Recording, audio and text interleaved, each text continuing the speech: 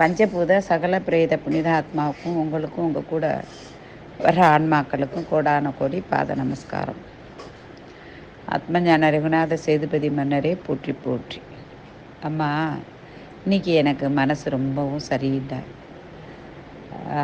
இந்த வர்ற அமாவாசைக்கு முக்கியமான ஒரு குழந்தைக்காக நான் தவங்களை மேற்கொள்ள போகிறேன். முக்கியமான ஒரு குழந்தையில் நிறைய குழந்தைங்க நமக்கு தெரியாமல் இருக்குது. இந்த பூமா தேவி, அதாவது பூமியை தாங்கக்கூடியதே பெண்ணு தான் அப்படின்னுங்கிறாங்க.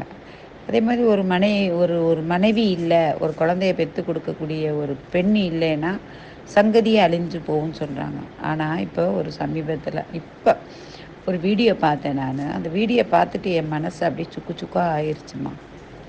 நாங்கள் தவங்களை மேற்கொள்கிற நாங்களே 10 நாள் பச்சை தண்ணி குடிக்காமல் தவங்களை மேற்கொள்கிறது ரொம்ப ரொம்ப கடினமாக இருக்குது எங்களுக்கு, தவத்தை மேற்கொள்கிற எங்களுக்கு. ஆனால் ஒரு 16 மாதம் குழந்தையே கொண்டு போய் 10 நாள் தண்ணி இல்லாமல் தன்னுடைய வீட்டுக்குள்ளே வீட்டை பூட்டிட்டு அவங்க சுற்றுப்பயணத்துக்கு போயிட்டாங்க ஒரு பெண்ணு. ஆனால் கொஞ்சம் கூட ஈவு இறக்கும், நம்ம ஒரு நாய்க்குட்டியை வீட்டில் போட்டுட்டு வந்தால் கூட அதுக்கு நம்ம சோறு வைக்கலையேன்னு துடிப்போம்.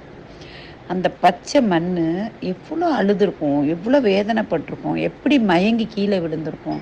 அதோடைய உயிர் கொஞ்சம் கொஞ்சமாக எவ்வளோ ஒரு சித்திரவதைக்கு ஆளாயிருக்கும். கற்பனை கூட செஞ்சு பார்க்க முடியாத ஒரு துன்பத்தை ஒரு தாய் அந்த குழந்தைக்கு கொடுத்துருக்கு. அப்படிங்கும்போது அவள் ஊரெல்லாம் சுற்றிட்டு, அந்த பொண்ணு எல்லா ஊரெல்லாம் சுற்றி, பொம்பளை தான் அது. இப்போ சொல்கிறேன் நான், அப்படி என்ன சொல்கிறது நான், அது ஒரு ராட்சசி. ஊரெல்லாம் சுற்றிட்டு வீட்டுக்கு அந்த குழந்தை கிடக்கிறத பார்த்துட்டு ஒரு நடிப்புக்கு, அதான் தான் சொல்கிறேன், பிரம்மஞ்சத்தை யாருனாலும் ஏமாற்ற முடியாது. நம்ம யாரும் பார்க்கல வைக்கலை, நம்ம செய்கிறத யாரும் ஒன்றும் பார்த்துக்க முடியாது, கேட்குறதுக்கு ஆள் இல்லைன்னு செய்தாலும் பிரம்மஞ்சத்தை ஒருபோதும் ஏமாற்ற முடியாது. அவங்கள கொண்டே கத்தி எடுத்து அவங்க கண்ணை குத்தி எடுக்கக்கூடிய ஆற்றலை பிரம்மஞ்சம் கொடுக்கும். அந்த குழந்தை விழுந்ததை இவங்க சும்மா ஒரு நடிப்புக்கு, ஒரு மாயைக்கு அந்த குழந்தைய தூக்கிட்டு ஹாஸ்பிட்டல் போயிருக்காங்க. போயிட்டு சும்மா பார்த்துட்டு இறந்துருச்சுன்னு சொல்லிட்டு அதை செஞ்சிடலான்னு ஒரு இதுக்காக பண்ணியிருக்காங்க. ஆனால் மாறாக என்ன நடந்துச்சு தெரியுமா? இந்த பிரம்மஞ்சம் என்றைக்குமே அது சும்மா இருக்காதுமா. அந்த பிரம்மஞ்சந்தான் பாருங்க, அவங்கள அறியாமையே அந்த குழந்தைய எடுத்துகிட்டு ஹாஸ்பிட்டல் போயிருக்காங்க. ஆனால் ஹாஸ்பிட்டலில் ட்ரீட்மெண்ட் பண்ணும்போது அவங்க கண்டுபிடிச்சி அவங்க இந்த குழந்தை தண்ணி இல்லாமல், உணவு இல்லாமல், அழுது மயங்கி அந்த குழந்தை படுற துன்பத்தை அவங்க ஈஸியாக கண்டுபிடிச்சி அவங்க இன்ஃபார்ம் அந்த பிரம்மஞ்சம் வெளிப்படுத்தி அந்த அம்மாவை போலீஸ் ஸ்டேஷன்கிட்ட போய், போலீஸ்லேருந்து கோர்ட்டுக்கு போய், கோர்ட்டில் அந்த அம்மாவே இதை ஒத்துக்கிற வச்சுருக்கு. அப்போ ஒத்துக்க வச்சுட்டு அதுக்கு தண்டனை என்னென்னா ஆயுள் தண்டனை. ஆனால் அந்த ஆயுள் தண்டனை என்னென்னு கிடச்சிருக்குன்னா, ஆயுள் தண்டனை கண்டிப்பாக அந்த பொம்பளை கொடுக்கவே கூடாது. எப்படி கொடுத்துருக்கணும் அந்த ஆயுள் தண்டனை? அதுவும் பார்த்துக்கிறங்க, அந்த லீவு கிடைக்கும், நல்லடக்கம் இருக்கும், இப்படி இதுகளெல்லாம் அவங்க பறவைன்னு சொல்லிட்டு அவங்க வெளியே வருவாங்க, அந்த பறவையில் வருவாங்க அப்படின்னு சொல்லிட்டு வெளியே வருவாங்க. இந்த பெண்ணுக்கு எப்படி கொடுத்துருக்கணும் அப்படின்னா, குறைஞ்சபட்சமாவது இந்த குழந்தைய எப்படி 10 நாள் இருந்துச்சோ ஒரு இருட்டு அறையில் போட்டு பச்சை தண்ணி இல்லாமல் அதுக்குள்ளே எறும்பு புத்து எல்லாம் விட்டு அதுக்குள்ளே 10 நாள் இதை அடைச்சி பச்சை தண்ணி இல்லாமல் அந்த குழந்தை இருந்த மாதிரியே 10 நாள் சென்று இந்த அம்மாவை வெளியே எடுத்து அதுக்கப்புறம் ஆயுள் தண்டனை கொடுக்கணும். அந்த ஆயுள் தண்டனை எப்படி கொடுக்கணும்னா, ஒருவேளை சோறு, ஏதாவது ஒருவேளை ருசியே இல்லாமல் சக்கையாக ஒரே சாப்பாடு போட்டு, எல்லாருடைய பாத்ரூமையும் கழுவ சொல்லி ஆனால் இன்னும் ஒரு விஷயம், இந்த விஷயம் தெரிஞ்சு ஜெயிலுக்குள்ளே போனால் அது சும்மா இருக்காது. அங்கே இருக்கிறவங்க அத்தனை பேரும் அடித்து உதச்சி இந்த ஆயுள் தண்டனை காலத்துக்குள்ளேயே அந்த பொம்பளை இந்த பிள்ளையோடைய ஆன்மாவே அந்த பொம்பளை முடிச்சிடும். இது உறுதி. நான் அப்படியே ஒரு ஆதங்கத்தில், யாருக்கும் சாபம் விடாத ஒருத்தி, எனக்கு காளி மாதிரி ஒரு மனசு வந்துருச்சு. எனக்கு அவ்வளோ ஒரு வேதனை வந்துருச்சு. இப்படியும் ஒரு பெண்கள் இருப்பாங்களா? எத்தனையோ தாய்மார்கள் குழந்தை இல்லாமல் அனாதையாக நிற்கிறாங்க. அவங்களுக்கு இந்த குழந்தைய சும்மா பிடிச்சி கொடுத்துருந்தா கூட அவங்க வளர்த்துருப்பாங்க. ஏன் அடித்து கொடுமைப்படுத்துகிற வேலைக்காரிக்கிட்ட பணத்தை கொடுத்து உட்கார வச்சுருந்தா கூட அவள் அடித்தாலும் பிடிச்சாலும் கூட அவள் ஒரு வேலைக்காரி கூட அந்த வேலை பார்க்குறவங்க அந்த பெண்மணியை கூட வந்து அந்த குழந்தைக்கு வந்து சாப்பாடை கொடுத்து ஒரு வேளை சாப்பாடு கொடுத்து அது காப்பாற்றிருப்பாங்க.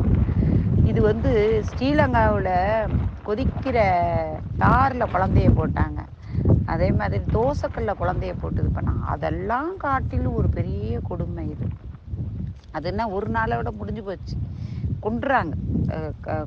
கிடாவை வளர்த்த கிடாவை வந்து காளிக்கு பலி கொடுக்குற மாதிரி ஒரே நாளில் கொன்றுருவாங்க. ஆனால் இந்த பச்சை பிள்ளைக்கு இவ்வளோ பெரிய தண்டனையா? அணு அணுவா அணு அணுவா அந்த குழந்தை அழுது அழுது அழுது பிரம்மஞ்சத்தை கூப்பிட தெரியாமல் கூப்பிட்டு கூப்பிட்டு அந்த குழந்தை துடி துடிச்சு அந்த குழந்தை என்னம்மா துன்பங்களை அனுபவிச்சிருக்கும். அந்த துன்பத்தில் இந்த அம்மாவுக்கு இந்த ஆயுள் தண்டனைங்கிறது வந்து ஒன்றுமே இல்லை. ஆனால் இதுக்கு பெரிய பெரிய தண்டனை பாருங்கள். அவ்வளோ ஒரு கொடூரமாங்களை அனுபவிக்க போது அவ்வளோ கொடூரமே ஆயுள் தண்டனையில் கூட அந்த அம்மா அங்கேயே அது இறக்க போகுது. அதுக்கு வந்து எப்படிப்பட்டவங்களும் நல்ல தீர்ப்பு அதுக்கு கொடுக்கவே மாட்டாங்க. இது எனக்கு நான் மனசார இறைவன்கிட்ட நான் பிரார்த்தனை பண்ணுறேன் அந்த குழந்தைக்காக, இனியும் இருக்கக்கூடிய குழந்தைகளுக்காகவும், இனியும் இந்த இந்த மாதிரி அரக்கியல்கிட்ட சிக்காமல் ஒரு குழந்தைகளுடைய காப்பாற்றணும். உலக அழிவிலேயே இதுவும் ஒரு மனசை உழுக்கக்கூடிய ஒரு நிகழ்வு. எத்தனையோ இதில் இது எப்படி சொல்கிறதுனே எனக்கு தெரியல. தயவு செய்து எந்த பெண்மணிகளும் உங்களுக்கு குழந்தைய பிடிக்கலையா, எது பிடிக்கலையா, யார்கிட்டயாவது கொடுத்துருங்க. எத்தனையோ அனாதைகள் இருக்குது, எத்தனையோ அனாதை ஆசிரமம் இருக்குது, எத்தனையோ ஆன்மீகவாதிகள் இருக்காங்க, எத்தனையோ இருக்குது. அவங்கள்ட்ட கொடுத்துருங்க. அவங்க தங்கம் தங்கம்னு வாழ வைப்பாங்க. அந்த குழந்தை முகத்தை பாருங்கள், அவ்வளோ அழகான குழந்தை, பால்வடி முகம். அந்த குழந்தைக்கு என்ன தெரியும்?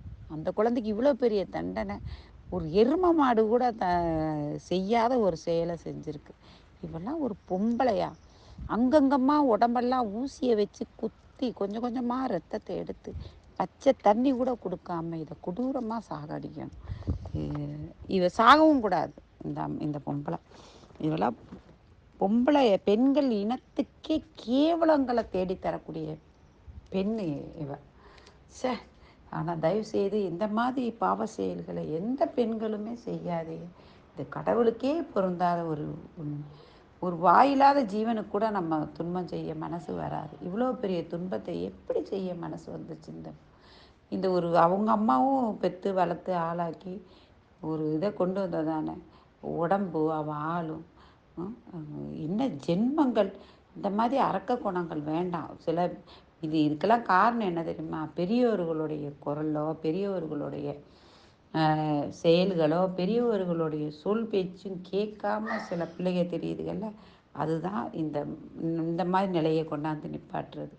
பெரியவர்களுக்கு அடங்கி போங்க. வயதுகளுக்கு தகுந்த மாதிரி பெரியவர்கள் சொல் பேச்சு கேளுங்க. உங்கள் ஆணவத்தில் உங்கள் செயலில் ஒவ்வொருத்தவங்களும் செய்யாதீங்க. நான் எல்லாத்துட்டையும் கெஞ்சி கேட்டுக்கிறேன். ஆனால் எனக்கு ரொம்ப மனசு வலிக்குது.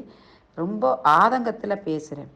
என்னதான் ஆன்மீகத்தில் இருந்தாலும், என்னதான் தெய்வ சிந்தனையில் இருந்தாலும், இந்த மாதிரி கொடூரங்களாக எந்த பெண்களுமே செய்யக்கூடாது அப்படின்ட்டு நான் ரொம்ப ரொம்ப வருத்தத்தோடு இந்த செய்தியை வந்து மக்களுக்காக பதிவிடுவேன். ஹர நம வாழ்க்கை.